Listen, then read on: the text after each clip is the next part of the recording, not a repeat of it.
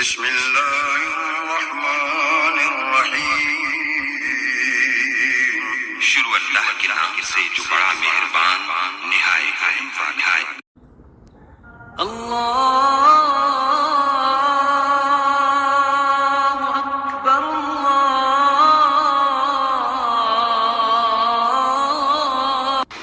امام الانبیاء نے فرمایا کہ جو لوگ کلمہ خیر کہتے ہیں، اچھی باتیں اپنی زبان سے نکالتے ہیں،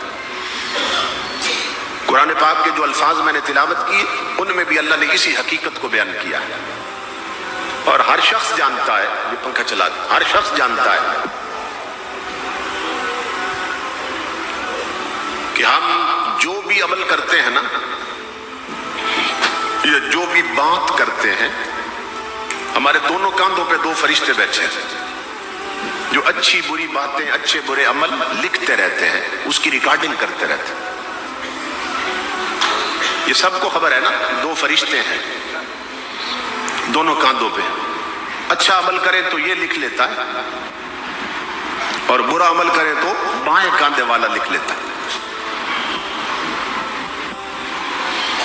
امام الانبیاء فرماتے ہیں کہ میرا جو بھی امتی کوئی اچھی بات منہ سے نکالتا ہے، وہ اس کے منہ سے نکلتے ہی اللہ کی رحمت کا فرشتہ بن جاتی ہے۔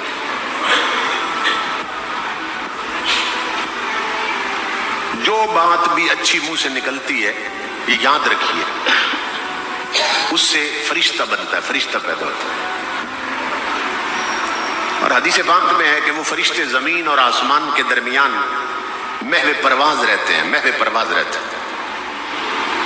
اور جب وہ بندہ اس دنیا سے چلا جاتا ہے، جس کی اچھی باتوں سے یہ فرشتے بنے ہوتے ہیں، تو جتنے فرشتے بنے ہوتے ہیں اللہ نے فرماتا ہے اسی بندے کی قبر پہ چلے جاؤ اور وہاں قیامت تک اس کی بخشش کی دعائیں مانگتے رہو۔ اور اسی طرح جب بندہ فوت ہو جاتا ہے تو یہ فرشتے جو ہیں دونوں کاندھوں پہ، انہیں بھی چھٹی مل جاتی ہے،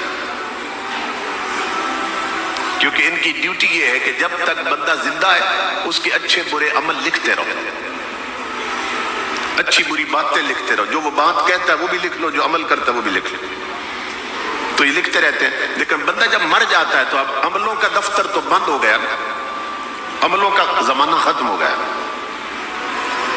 اور جب تک یہاں ہے شریعت کا مکلف ہے، یہاں نہیں تو پھر شریعت کا مکلف نہیں رہا۔ اب زندگی تو ختم ہو گئی، اب یہ فرشتے فارغ ہو جاتے ہیں۔ اب پوچھئے علماء سے کہ یہ فرشتے جب فارغ ہو جاتے ہیں، بندہ قبر میں چلا جاتا ہے، تو پھر یہ کہاں جاتے ہیں؟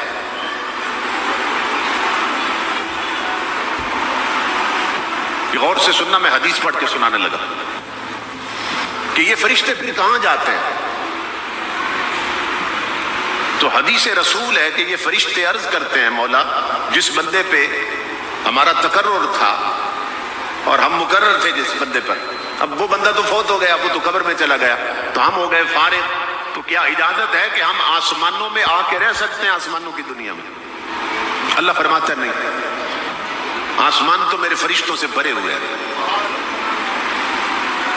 تو فرشتے عرض کرتے ہیں مولا، یہ کرامن کاتبین عرض کرتے ہیں مولا پھر کیا زمین پہ رہ سکتے ہیں بندوں کے ساتھ؟ اللہ فرماتا ہے نہیں، کیوں؟ زمین تو میرے بندوں سے بھری ہوئی ہے، یہ آپس میں بات ہوتی ہے، زمین تو میرے بندوں سے بھری ہوئی۔ تو یہ فرشتے عرض کرتے ہیں مولا پھر ہم کہاں جائیں؟ ہمیں کوئی ٹھکانہ تو بتا کہ نہ اوپر آ سکتے ہیں، نہ بندوں کے ساتھ آبادیوں میں رہ سکتے ہیں، پھر ہم کہاں جائیں؟ تو اب حدیث رسول سنا رہا ہوں، اللہ فرماتا ہے، اللہ فرماتا ہے، امام الانبیاء کہتے ہیں اللہ فرماتا ہے اے فرشتوں میں تمہیں جگہ بتاتا ہوں، کیا کرو؟ قوما علی قبر عبدی فسبحانی وحللانی وکبرانی الى یوم القیامت واکتباہ لعبدی۔ اے فرشتوں اسی بندے کی قبر پہ چلے جاؤ اور قیامت تک کھڑے ہو کے وہاں کلمے کا ورد کرتے رہو۔ تھوڑی آواز آہستہ کر دے، زیادہ تیز ہو گیا، تھوڑی سی کم کر دے، معمولی سی۔ اللہ رب العزت کیا فرماتے ہیں؟ قوما علی قبر عبدی، اسی میرے بندے کی قبر پہ کھڑے ہو جاؤ، فسبحانی وحللانی وکبرانی، اور وہاں قیامت تک کھڑے ہو کر کلمے کا ورد کرو اور میری تسبیح پڑھو۔ یعنی کیا پڑھو؟ لا الہ الا اللہ پڑھو اور سبحان اللہ پڑھو، وکبرانی اور اللہ اکبر پڑھو، یہ 3 وظیفے کرو، کھڑے ہو کر میرے بندے کی قبر پر فرشتوں قیامت تک، اور کیا کرو؟ یہ سارا عمل تم کرتے رہو اور ثواب میرے بندے کے کھاتے میں ڈالتے جاؤ، ثواب اس کو دیتے رہو جس کی قبر پہ کھڑے ہو۔